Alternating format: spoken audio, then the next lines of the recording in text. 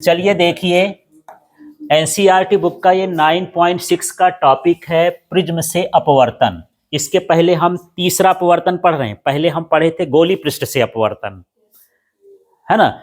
तो हम उसमें निकाले थे अपवर्तन सूत्र। फिर लिखे थे लेंस से अपवर्तन, तो उसमें निकाले लेंस निर्माता सूत्र। अब हम निकाल रहे हैं प्रिज्म से अपवर्तन, तो इसको प्रिज्म सूत्र भी बोलते हैं। प्रिज्म से अपवर्तन से जो सूत्र निकलेगा उसको क्या बोलेंगे? प्रिज्म सूत्र। और जब भी परीक्षा में आएगा, बड़ा क्वेश्चन आएगा, माने 4 नंबर का आएगा सीधा सीधा, छोटा मोटा इसका नहीं आता है। तो क्या है? प्रिज्म के पदार्थ के अपवर्तनांक के लिए सूत्र स्थापित करिए।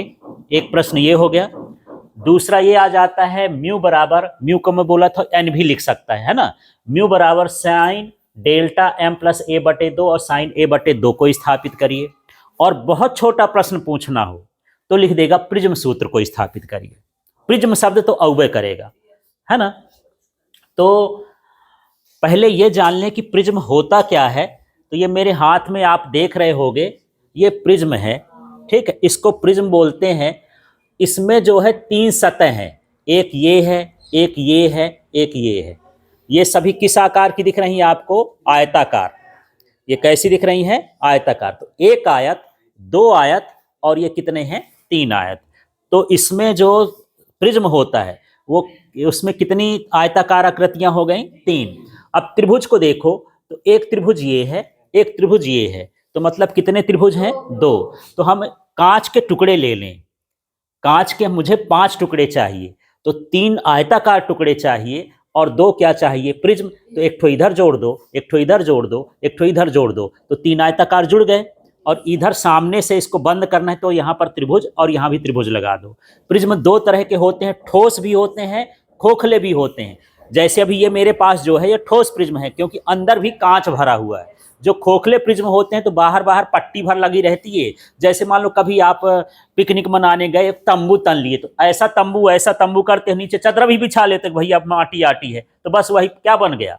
प्रिज्म बन गया, ठीक है। झोपड़ी टाइप का बनाते हैं तो क्या बन गया? प्रिज्म बन गया। तो बस ये क्या है? प्रिज्म है। जो आपको यहाँ पर चित्र दिख रहा है, ये वाला भाग नहीं दिख रहा है आपको। कौन सा दिख रहा है? त्रिभुज वाला भाग।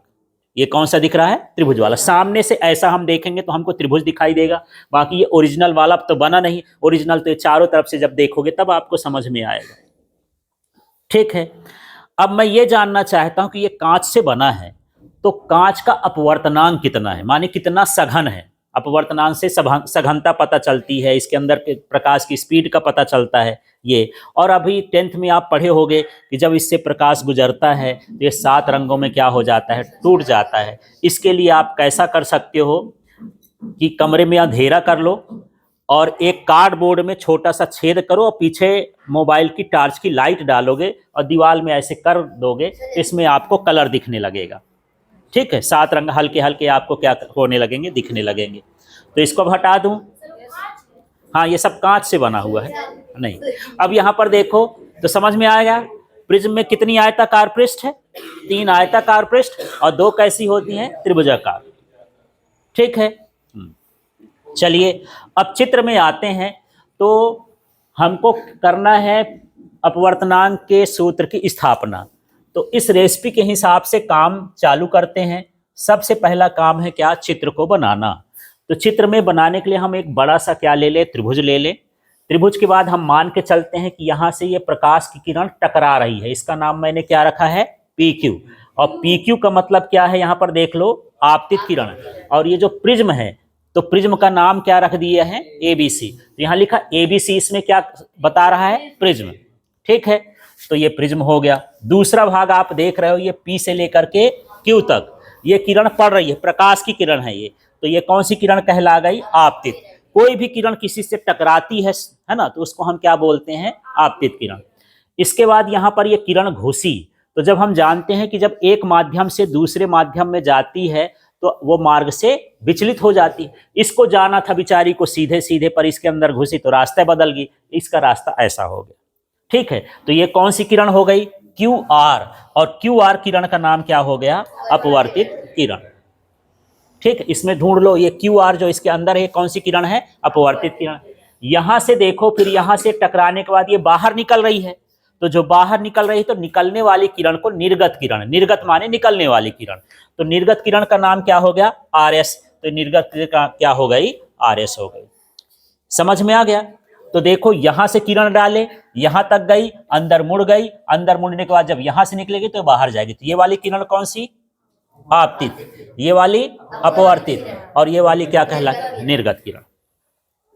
ठीक है। अब यहां पर हम कोणों को दर्शाते हैं। जो प्रिज्म का ऊपर का भाग होता है, ऊपर वाला, उसको हम क्या बोलते हैं? प्रिज्म कोण। अभी देखो जैसे इसको देख रहे हो तो ये ऐसे देखेंगे तो प्रिज्म कोण है। यदि मैं घुमा दूं ये ऊपर चला गया तो यही क्या बन जाएगा? प्रिज्म कोण बन जाएगा। जो ऊपर रहेगा उसको हम क्या बोलेंगे? प्रिज्म कोण। तो यहाँ पर जो ए बना है यहाँ, ये क्या कहलाया? प्रिज्म कोण कहला गया। ठीक है। यहाँ पर ये देखो ये आई बना है, ये अभिलंब है, इस पर लंब खींचा गया, माने ये प्रिज्म है तो इस पर एक सीधे सीधे डंडा खींचा गया, उसको हम क्या बोलते हैं? अभिलंब। तो अभिलंब है तो यहाँ पर जो कोण है वो क्या कहलाया? आपतन कोण। एक चीज और लिख देता हूं, यहाँ पर जो ओ है, ठीक है, हो गया, अपने से समझ लेना, ये जो क्या है? अभिलंब है। अभिलंब में ये क्या बना? आपतन कोण। ठीक है। अंदर बनेगा R1 बन रहा है, R2 बन रहा है, ये अपवर्तित किरण के साथ बन रहा है, तो ये कौन सा कोण का कहला गया? अपवर्तन कोण। आई वाला समझ में आ गया? आपतन कोण। R1 R2 क्या कहलाया? अपवर्तन कोण। जो ई बन रहा है ये क्या कहलाया? निर्गत कोण। अब हम बात करते हैं विचलन कोण की। अभी मैं परिभाषा लिखाऊंगा अलग से। विचलन कोण अलग से आ जाता है 1 नंबर में। ये वाली कौन सी किरण थी यार? PQ वाली आपतित किरण। ठीक है, ये सीधी सीधी जाती तो ये क्या कहला गई? आपतित किरण। ये वाली जो RS वाली किरण है, ढूंढो, निर्गत किरण। तो परिभाषा बन गई, इसका नाम लो। आपतित किरण और निर्गत किरण के बीच को कोण को विचलन कोण कहते हैं। समझ में आ गया? ये खाली स्थान में भरने के लिए आ जाता, तो क्या? हाँ, आपतित किरण और निर्गत किरण के बीच बने कोण को विचलन कोण कहते हैं। ठीक, तो ये हमारे पास आ गया ये विचलन कोण। बस चित्र बना करके ये लिख देना है, फिर इसका शब्द नहीं बनाना है। इसको आप शब्दों में लिखना चाहो तो भी लिख सकते हो, जैसे मैं सीधे लिख दिया ना, आसान हो गया। आप ऐसा लिखते, माना ABC प्रिज्म है, उसमें PQ आपतित किरण है, पूरा इकट्ठा लिख देते पैराग्राफ जैसे, तब भी ठीक है। ऐसे लिख दोगे तब भी ठीक। ठीक है, तो चित्र का काम समाप्त हो गया ना। अब चित्र के बाद इसमें चित्र के बारे में नहीं लिखना है, आपने ये सब लिख दिया है, माने वो पूरा कंप्लीट हो गया लिखने वाला काम। अब हम यहां पर लेते हैं चतुर्भुज AQOR। अब मैं चित्र को खराब करूंगा, थोड़ा सा देखते जाना, है ना। तो चतुर्भुज के चारों कोणों का योग कितना होता है? 360 होता है।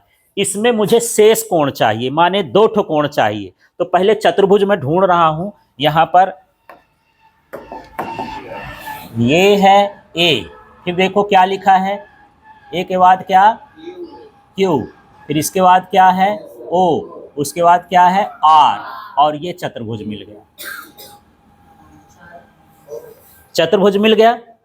ठीक है, इसका नाम क्या है? AQOR। ठीक, अब यहां पर हम अभिलंब खींचे हैं। ये क्या है? अभिलंब। ये पूरा कोण है 90 का। मैं यहां पर अंदर करूंगा तो थोड़ा बेकार हो जाएगा। इसका कोण क्या है? 90 का। तो इधर भी क्या होगा? 90 का। ये बाहर का कोण भी 90 का, तो अंदर का कोण भी कितना हुआ? 90। इधर 90, इधर 90, 2 कोणों का योग कितना हो गया? 180। तो 360 में 180 निकाल दो, क्या बचेगा? अब किसका किसका 180 बचा? चारों कोणों का योग ना 180 होता है। तो भैया इसका 90 निकाल दिए, इसका 90 निकाल दिए। अब कौन सा कोण बना बचा है? देखो, A बचा है, और क्या बचा है? QOR। ठीक, फिर से बता देता हूं, मुझे ये बताओ कि ये चारों कोणों का योग कितना होता है चतुर्भुज के? 360। 360 में ये कोण कितने का है? हाँ, ये पूरा का पूरा कोण मिला के कितने का है? 90 का। ये 90 का है, और इधर भी कितना हुआ? 90। तो 2 कोण हम हटा दें, तब कितना बचेगा? अब 2 कोण जो बचे वाले हैं वो कौन कौन से हैं? A है और QOR है। ये वाला कोण ये वाला छोड़ के ये वाला कोण और ये वाला कोण बचेगा। ठीक, इस त्रिभुज को हम यहाँ पर उसका हम समीकरण लिख देंगे। तो चतुर्भुज AQR में क्या लिख रहे हैं हम? शेष कोण। मैं अगले पेज में जंप कर लेता हूं, ठीक है, क्योंकि यहाँ पर जगह नहीं है। तो ये चतुर्भुज क्या हो गया?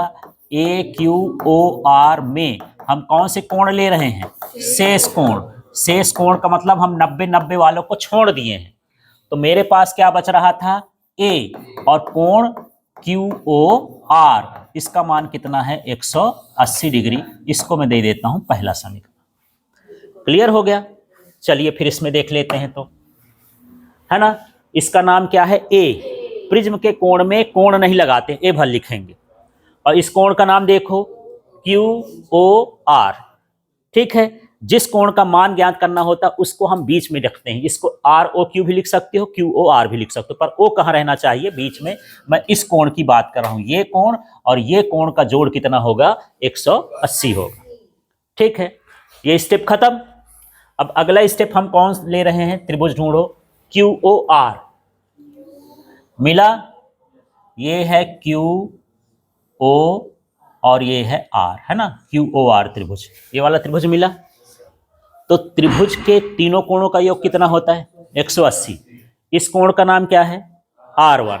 इस कोण का नाम क्या है, R2। इस कोण का नाम क्या है, QOR। तीनों कोणों का योग कितना है, 180 मिला। ठीक है, तो बस अगले स्टेप में हम यहां पर देखते हैं कौन सा त्रिभुज था, त्रिभुज QOR में कौन कौन सा, R1 था, प्लस क्या था, R2 था, प्लस क्या था, QOR था, और इसका मान कितना हो गया, 180, और ये हमारा हो गया समीकरण 2। ठीक है, तो एक चतुर्भुज ले लिए और उसी के नीचे हम क्या ले लिए, त्रिभुज ले लिए। अब रेसिपी में अगले हिस्से में चलते हैं। तो यहां पर बोलता है कि अब हमको क्या करना है, समीकरण 1 2 को मिला के R का मान निकालना है।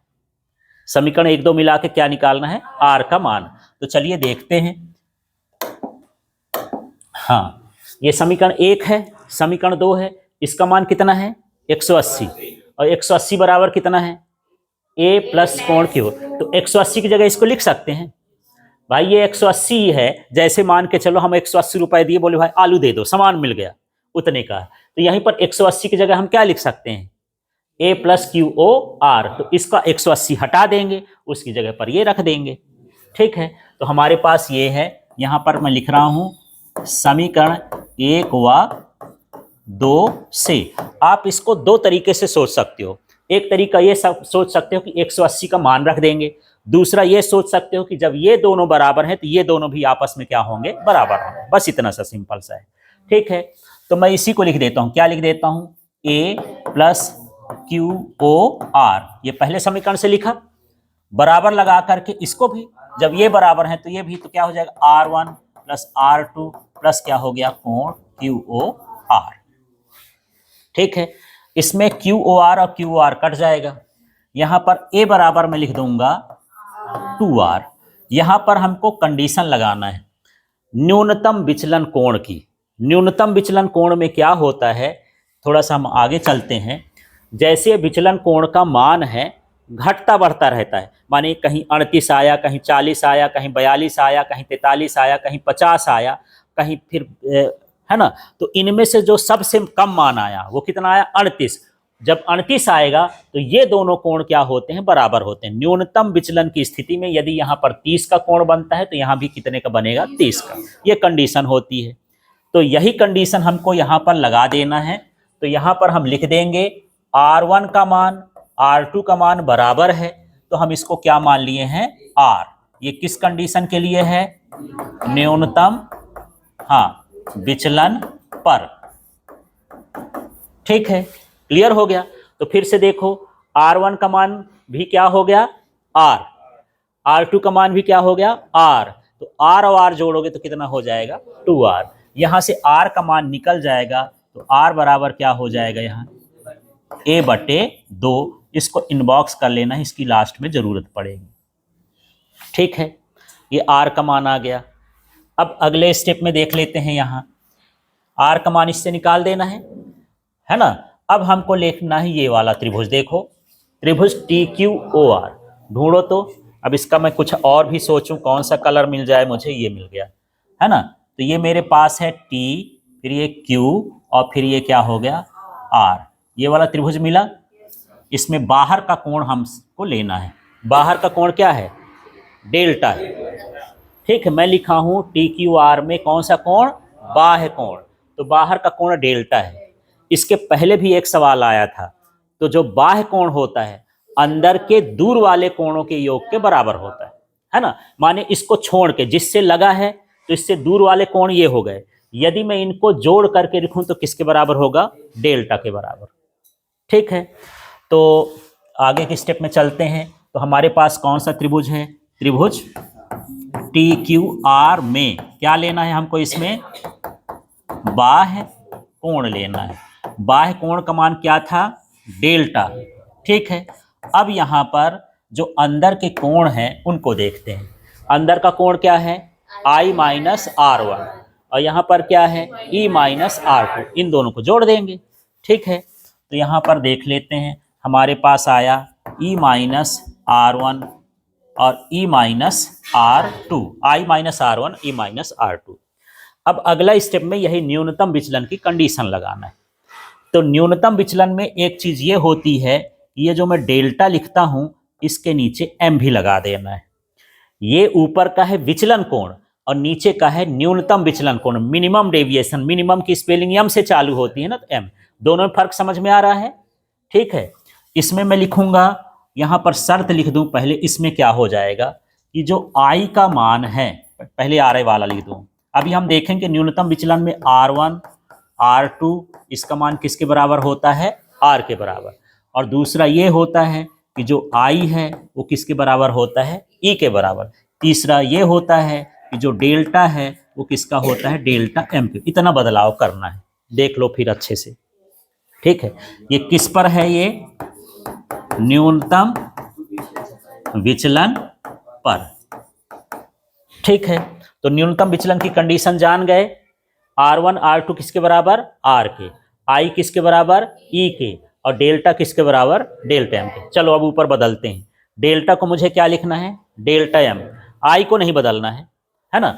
I को मैं यहां पर लिख देता हूं, फिर से रिपीट कर देता हूं, थोड़ा कलर हल्का है तो ये I हो गया।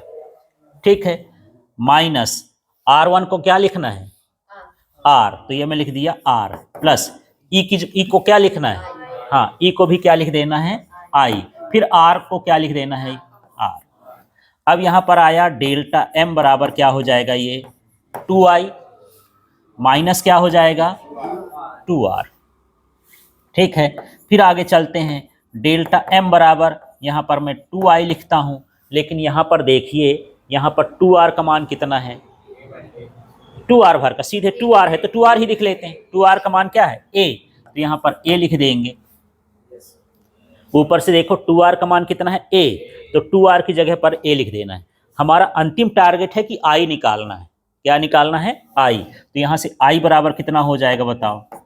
इसको इधर पक्षांतर करेंगे तो क्या हुआ, डेल्टा M प्लस A बटे में क्या हो गया, 2। ये किसका मान आ गया, I का। फाइनली मुझे I और R का मान निकालना है। और इसका क्रम भी बदल सकते हो, चाहो तो ये वाला पहले कर सकते हो, वो वाला भी बाद में कर सकते हो, कोई दिक्कत नहीं है। बस आपको ये ध्यान रखना है कि I और R का मान निकालना है। अभी नहीं, अभी I आया, अभी एक स्टेप है, 2 लाइन का और है, बाकी सब खत्म हो जाएगा फिर। तो अब हमको क्या निकालना है, स्नेल का नियम लिख के और I R का मान उस पर रख देना है। चलिए रख के देखते हैं। ठीक है, तो मैं थोड़ा सा ऊपर का हिस्सा ये मिटाता हूं, है ना। R भर की जरूरत पड़ेगी तो मैं R यहां पर लिखे रहने देता हूं। हाँ जी, अब स्नेल का नियम क्या होता है, ये होता है म्यू बराबर sine I upon sine R। Mu दिया है तो म्यू लिख देंगे, n लिखा होगा तो n लिख देंगे। ठीक है, तो ये मैं लिखा म्यू, और आपको अब समझ में आ रहा होगा कि ये मैं लिख दिया साइन, फिर क्या लिखा है, I का मान निकाले ना हो, तो इसी मान को लिख देना है, क्या, डेल्टा M प्लस A, और इसके बटे में क्या है, 2। ठीक है, अब क्या लिखा है, साइन, फिर क्या लिखा, R का मान निकला है, ये क्या हो जाएगा, A अपॉन 2। बस यही इसके अपवर्तनांक का क्या होगा,